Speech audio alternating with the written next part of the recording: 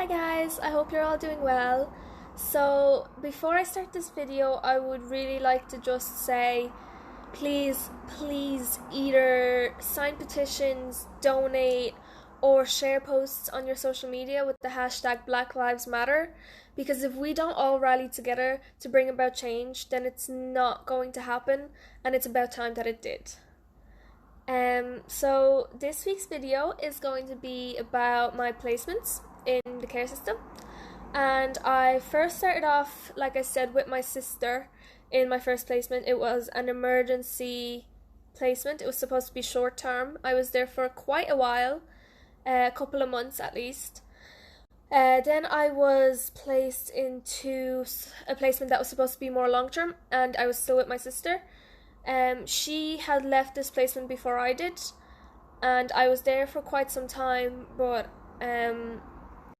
that placement did not work out. At the time I was quite upset over that because it had been a family that I felt more comfortable with and I felt settled, and I quite enjoyed being there.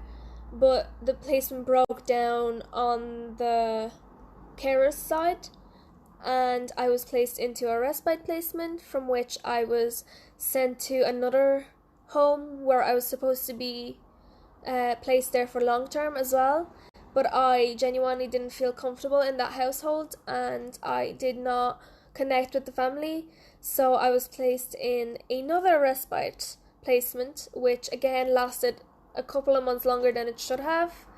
And that is when I was introduced to my now forever family.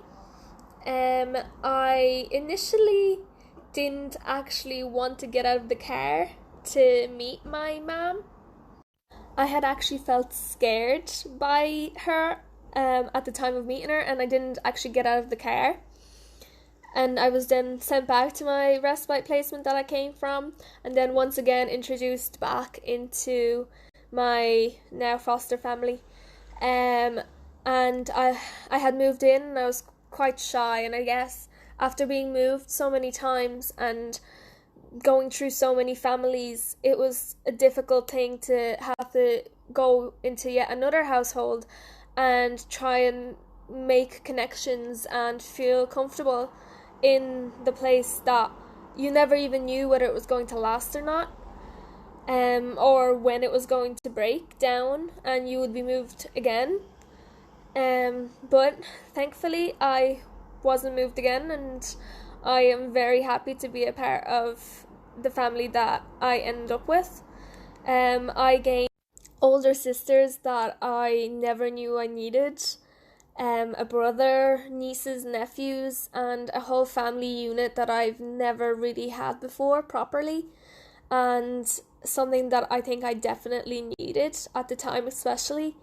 My foster mom, who I call my ma, has done so much for me over the years, and I'm forever grateful for everything she's done, because as a child I was quite a handful, and she stuck with me and she worked with me and gave me the help that I needed at the time, and continues to do so still.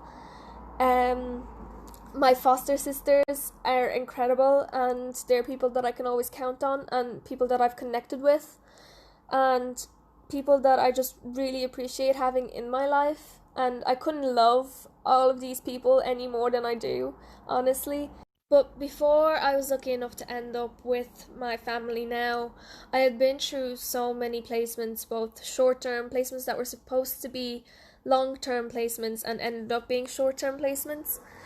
And I guess a lot of this happens for the kids that do go through the care system, and this constant uncertainty and constant loss can be quite hard to get through. Some people are lucky, like my brother, who has stayed with the same family throughout the whole process of being in the care system. Others have been even more unlucky than me and have ended up in residential care placements, and I wouldn't wish that on anyone, because having staff look after you rather than a family is a lot more difficult, and you miss out on a lot more. This process of being placed into a home and then being taken out of that home, whether it be because it was a short-term placement, respite, or a long-term placement that just broke down, it can be very heavy for a child of any age to have to go through. And I think it greatly contributes to the kind of issues we might have with our mental health, because you can't form attachments for fear of being uncertain of where you're going to go next or what could possibly happen, whether you'll be moved again or not. Um, and I think the lack of resources and the lack of services that are given to young people in care means that we can't really deal with these issues that we face, and it really does affect our mental health greatly. But again, I do want to highlight that that is not the experience that every child in the care system goes through. There are a lot of positive stories out there, like my own, because I eventually did find a family that I settled with and I absolutely adore. Um, there are a lot of negative stories out there too, and I think it's those negative stories that kind of show the cracks in the system and are the reason for why we need to raise more awareness so that we can create change and improve the lives of the kids that are going through the care system every day. So that was kind of a little breakdown of my placements. Next week I will talk about my experience in the aftercare, and I hope to see you guys again. Thank you so much for all your support, and if you could share the page on your social media or invite friends to follow it, that would be really amazing, and hopefully we can raise more awareness about the care system in Ireland. Thank you.